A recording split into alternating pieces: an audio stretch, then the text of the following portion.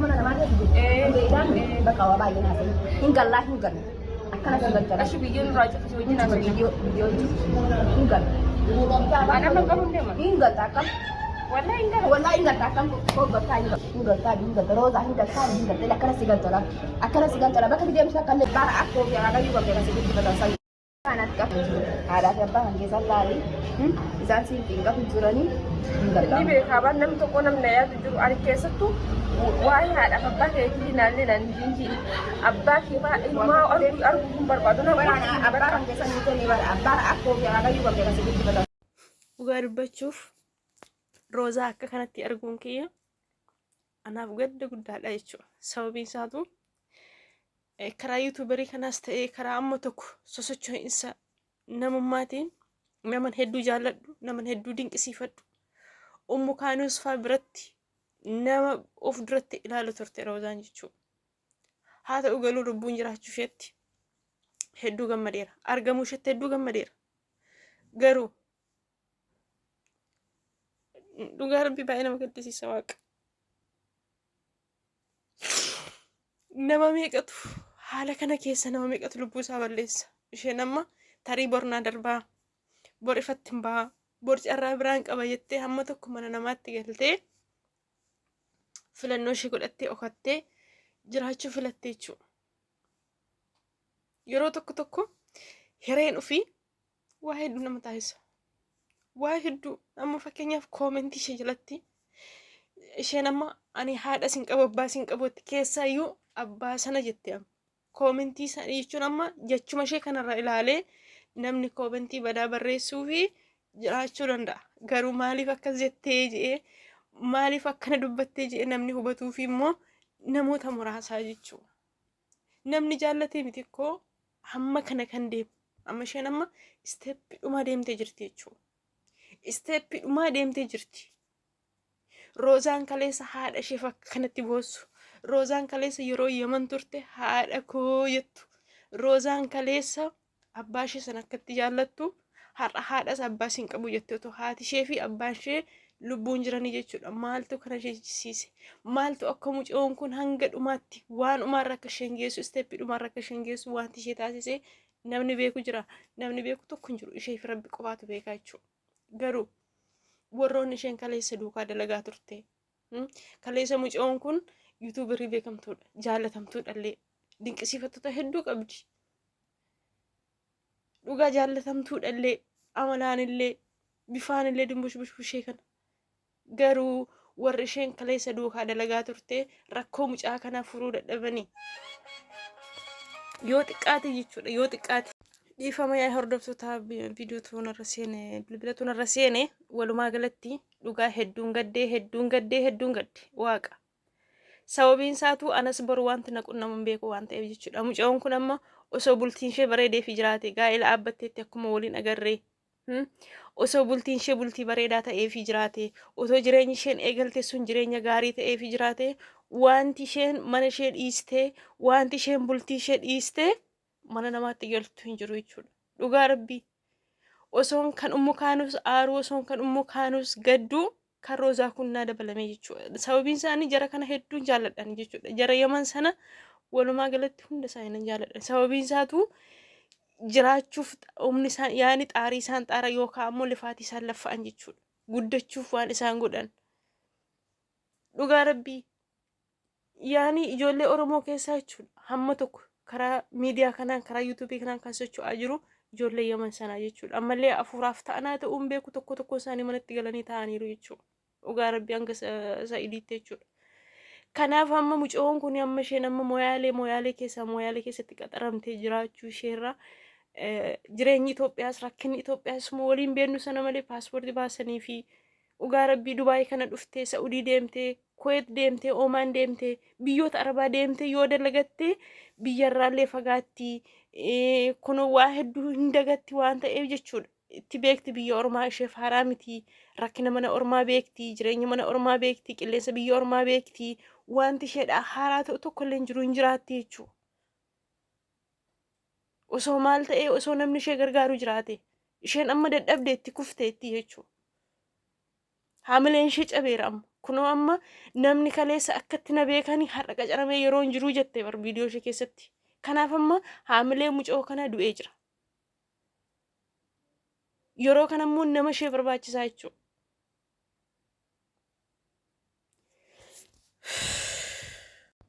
Walumaa galatti dhugaa dubbachuuf namni jaallatee miti jireenyi isaa kan gadi deemu jechuudha. Dhugaa rabbii. Waa hedduu jireenyi namaa chaayilenjii qaba. Jireenyi namaa waa hedduutu keessa jira. Bu'aa bayii qaba. Biyyi lafaa ofiisaatu bu'aa bayiidha. Dhugaa dubbachuuf ammoo kan roozaa kun hedduu garaan laphee na cabse anaan.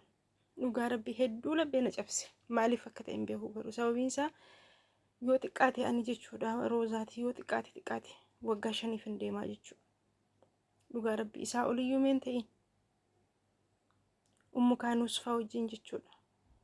Kuna ummu kaanuus illee dingata kaatee dhala isheerraatii fagaattee isheen illee yeroo hunda yeroo isheen boossu dhugaa rabbii ana asii lapheen akkubaa jechuudha. Innaa roozaa ammoo ani bar dhugaa baddeeyyuu natti hin fakkaanne anatti. Ani Finfinnee keessa waan okattee waanuma Finfinnee keessa jirtu yookaan ammoo waanuma Adaamaa keessatti okattee abbaa manaa sana jalaa waan miliqxe natti fakkaate malee hanga amma kanatti gadi cabdee mana namaatti galtee mana namaatti galuu rakkoon qabu hundi keenya iyyuu mana namaa jirra. Haa ta'u garuu ammoo biyya Itoophiyaa irra hin jirre biyyatti hojjetanii hin jijjiiramne akka kanatti gosa qoltee gaafa isheen imimmaan lakkuu buustu nama waan taaneef nutti dhaga'amaa jechuudha. Ammallee isin du'aa godhaa fi akka kiyyatti ammallee jechuudha akkuma sila tuqee usuu danda'amee biyya ormaa kana dhufte. Biyyoota yaani hojjetatanii maallaqa argachuu danda'an jechuudha. Biyyoota illee ammoo abaluun argaa abaluu akkasii yaani biyyoota baqa walumaa galatti biyya siqiqii hin qabne jechuudha. Manni ormaa already siqiqiidha. Haa ta'u garuu ammoo of kuttee kalaas mana namaan hojjedha jettee maallaqa kee ji'aan eeggachaa yoo rabbi bakka gaariitti si qabee inni hojjetatta jechuudha biyya arabaa kanatti. Kanaafi hin beekaan dhugaa rabbii. Amma akkam akka isheen taatu isheen galaan jiru jettaa mucaan kun ammoo dirqama galuu qabdi dirqama galuu qabdi. Dhugaa rabbii waa hedduutu jira yaa sabaa. Akka yaani namni tokko jaallatee jechuudha maatii isaa fakkeenyaaf nuundi keenya hin beekna. Har'a nutti fakkaata malee jechuudha. Amma fakkeenyaaf warroonni biyya ormaa kana jirru warroonni biyya ormaa keessa teenyee maatii keenya gargaaraa obbolaa gargaaraa warroonni jirru kuni har'a homti tokko nutti hin fakkaatu jechuudha. Waan nutti fakkaate dubbachuu waan nutti fakkaate darbachuu waan arraba keenyatti dhufetti namatti faradurraan kana fee nuyi amma namni biyya jiru hundi baqa akka waan nu jaallatutti beekna. Garuu gaafa galtanii dhaqxanii harka keessan irraa abdan gaafa galtanii dhaqxanii biyya sana keessatti waan fuutan abdan gaafa dhaqxanii borsaan keessan akka kaleessaa ta'uu didee gaafa dhaqxanii akka kaleessaa laachuu liqeessuu gaafa dadhabdan gaafa dhaqxanii harka namaatti galtan namni hundumti isiniif diinaa jechuudha. Sababiin isaatu nu gaafa biyyaa baane gaafa mana warra keenyaatti gadi baane gaafa sana maallaqaan gurguramne waan ta'eef jechuudha. Isinii gale yaani maatii hunda miti. Baay'een namaa garuu parsantiin baay'een namaa warroota amma warroota ashqaabatu yookaan ammoo warroota fakkeessee jiraatu irraan kana fee jaalalti maatiin ijoollee warra isaan bira jiranii qabanii fi jaalalti ijoollee warra biyya ormaarra jiraniif qaban tokko miti. Kan keenya maallaqaan bitamaa jechuudha jaalalti keenya. Isinii galee yoo qabaanne qofaadha. Namoota meeqa argaa jirramaa miidiyaa hundarratti gara meeqaan gara warra soddaanis gara warra kan keenyaanis kallattii hedduutiin argaa jirra. Gaafa galtanii rakkattanii parastaamoolii tokko gaafa dhabdan gaafa dhaqxanii dhukkubsattan gaafa dhaqxanii saamunaa tokko waan ittiin bitattan abdan warroonni kaleessa isiniif firaa warroonni kaleessa isiniif hiriyyaa warroonni kaleessa isiniif michuu isiniif diinaa jechuu humni keessan isiniif diina bitarraan kana fee firummaa isiniin bitu. Isinii galee amma mucoon kun otoo harka halagaatti kuftee hamma kana kuftee osoo hin rakkanne ta'ee wanti isheenii keessaa abbaa kiyya sana faa waan ishee jechisiisu already abbaan ishee hin rukute miti. Waan itti isheen irratti garaa ishee jabaate ishee fi tokkicha rabbii qofaatu beekaa jechuudha. Jaallattee immoo miti kan akkatti garaa jabaatte abbaa ishee alchee abbaa tokkichaa waamaman haadha tokkittiitiin waamamanii jechuudha. Abbaa lamarraa dhalattee siin hin jiru namni. Haadha lamarraa dhalattee siin hin jiru namni. Haadha tokkittiirraa dhalattee abbaa tokkicharraa dhalattaati. Isinii galee biyya lafaa kanarra hamma jirtutti duniyaa kanarra hamma jirtutti haadha tokkittii waamamta abbaa tokkittii waamamta. Abbaan sagalii siin hin jedhan. Haadha sagal siin hin jedhan jechuudha. Takkittuma waamamta. Garuu waan isheetti cimetu waan isheetti jabaatetu hanga isheen ani warran qabu jechisiisutti ishee geesse mucoo kana jechuudha. Amma kana amma ararte isinii galee an ofan ajjeesa malee biyyattii keenya yookaan gandittii keenya sanatti hin deebi'uutte.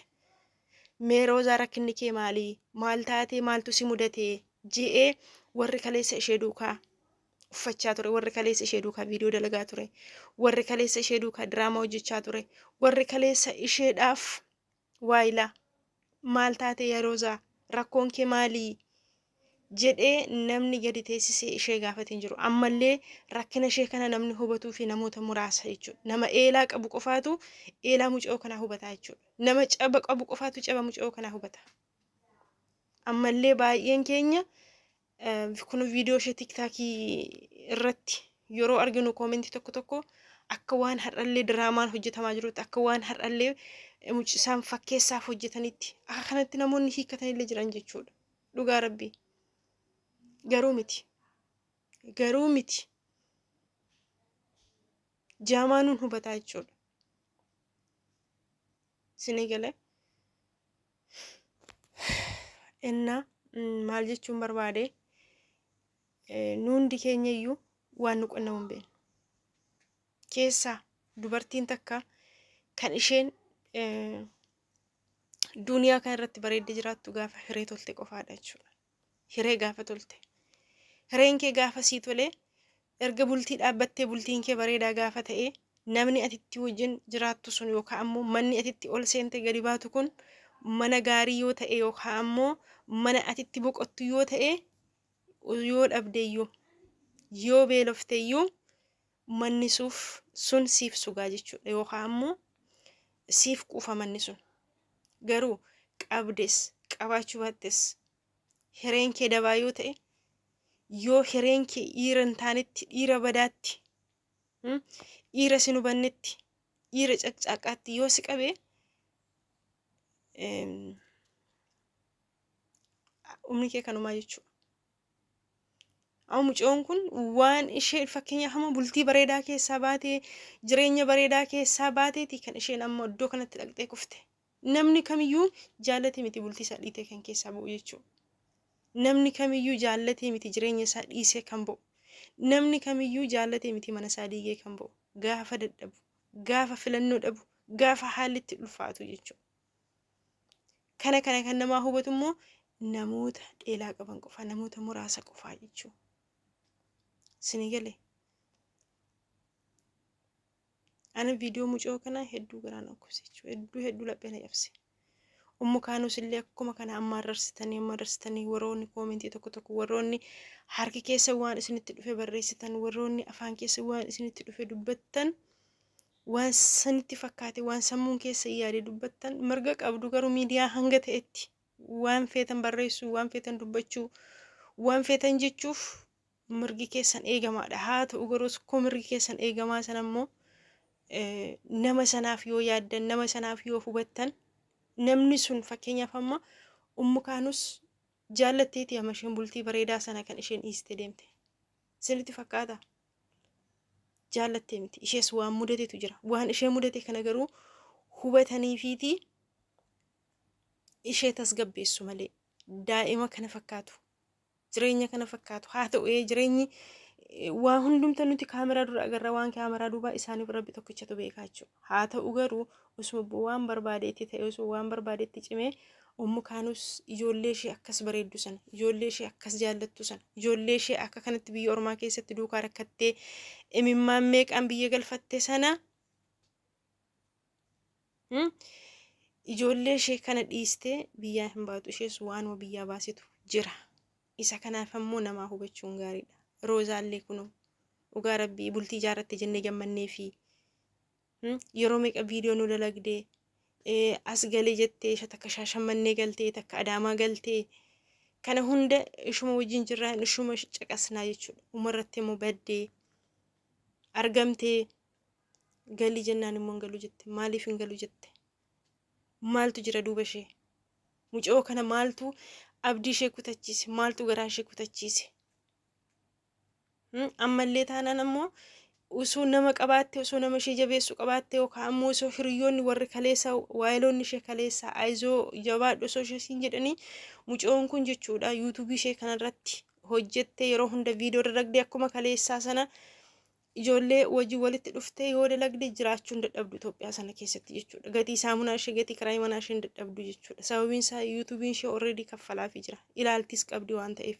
Garuu ammoo waan namni fedhe osoo hin taane waan rabbi fedhetu ta'e ammallee rabbiin bakka isheen jirtutti ishee wajjin haa ta'u, rabbi ishee haa eegu, rabbi ishee haa gargaaru, rabbiin bakka ishee duraatti iddoo ishee duraatti ishee haa deebisu, rabbiin sammuu ishee kanaaf tasgabbii haa kennuufi isinillee du'aa godhaafi